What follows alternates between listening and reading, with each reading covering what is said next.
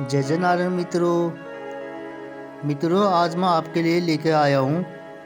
और तुम के मुँह में बात क्यों नहीं रुकती, किसने दिया था श्राप। भक्तों, कुरुक्षेत्र का महायुद्ध समाप्त हो चुका था। यह द्वापर युग की कहानी है महाभारत की। पांडवों के सिर पर विजय का मुकुट था, लेकिन मन में शमशान जैसी वीरान अशांति, चारों ओर विधवाओं का क्रंदन और जलती हुई चिताओं का धुआं था।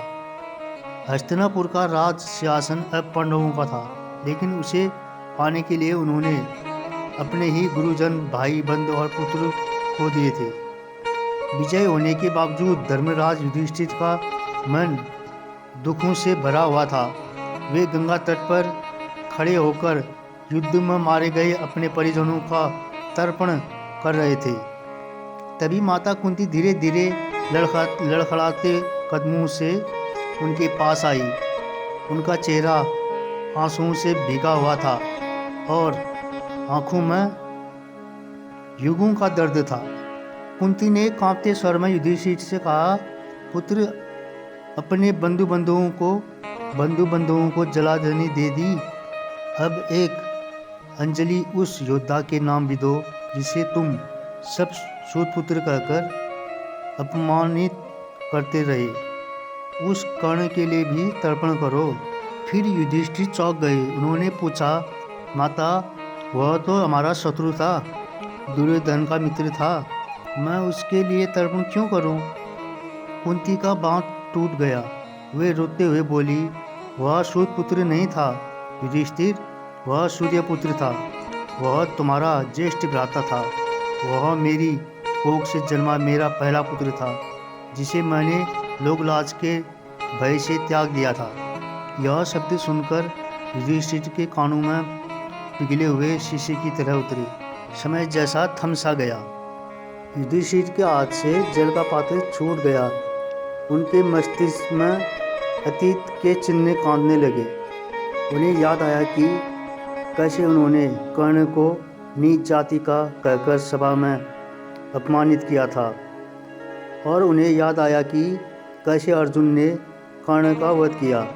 उन्हें याद आया कि कर्ण सब कुछ जानते हुए भी चुप रहा और अंत तक अपनी दानवीरता निभाता रहा। फिर युधिष्ठिर चित्कार कर उठे। उनका हृदय पश्चाताप की अग्नि में जलने लगा। वे सोचने लगे, हाँ, हमने क्या अनर्थ कर दिया। मैंने अपने ही बड़े भाई की हत्या करवाई। हिंदू धर्म में बड़ा भाई पिता तुल्य होता है, और मैंने पिता समान भाई का वध कर दिया। यदि मुझे यह सत्य पहले पता होता तो मैं यह युद्ध कभी होने नहीं देता। मैं कर्ण के चरणों में राज्य रख देता और वन चला जाता।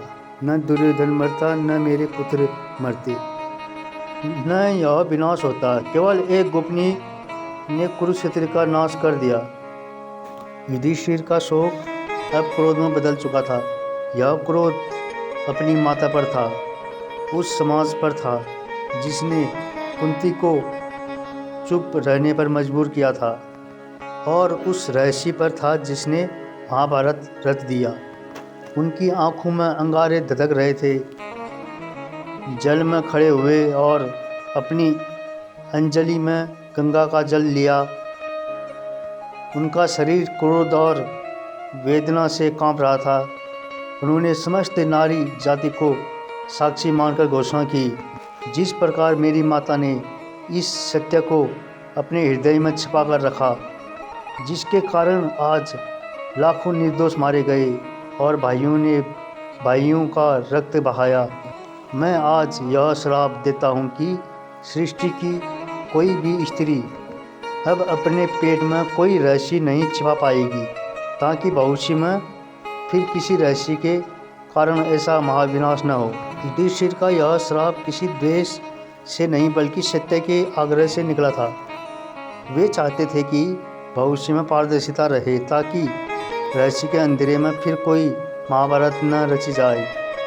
यह घटना हमें 3 महत्वपूर्ण दृष्टिकोण देती है। कुंती की व्यवस्था। कुंती एक अविवाहित माँ थी। समाज के डर से उन्होंने कर्ण को त्यागा और जीवन भर उस रहस्य के बोझ तले दबकर जीती रही। उनका मौन उनकी ममता और मर्यादा के बीच का संघर्ष था। युधिष्ठिर का दर्द, युधिष्ठिर सत्यवादी थे। उनके लिए झूठ या छिपाया गया सत्य सबसे बड़ा अधर्म था। उनका श्राप उस धोखे के खिलाफ एक विद्रोह था जिसने उन्हें अनजाने में पापी बना दिया। कर्ण का त्याग, यह कथा कर्ण के चरित्र को और महान बनाती है। वह जानता था कि पांडव उसके भाई हैं, कुंती उसकी माँ है, फिर भी उसने यह रहस्य कभी उजागर नहीं किया ताकि युधिष्ठिर का अधिकार न छीन जाए। आज भी यह लोक कथाओं में कहा जाता है कि औरतों के पेट में बात नहीं पचती, तो यह कौन हंसी मजाक नहीं बल्कि उस त्रासदी का स्मरण है जब एक माँ के चुप रहने की कीमत उसके बेटे ने अपने खून से चुकाई थी। मित्रों, आप देख रहे हैं नारायण भक्ति ज्ञान यूट्यूब चैनल। आज का यह ज्ञानवर्धक कथा कैसी लगी ज़रूर कमेंट में लिखिए। जय जय नारायण मित्रों, जय जय नारायण।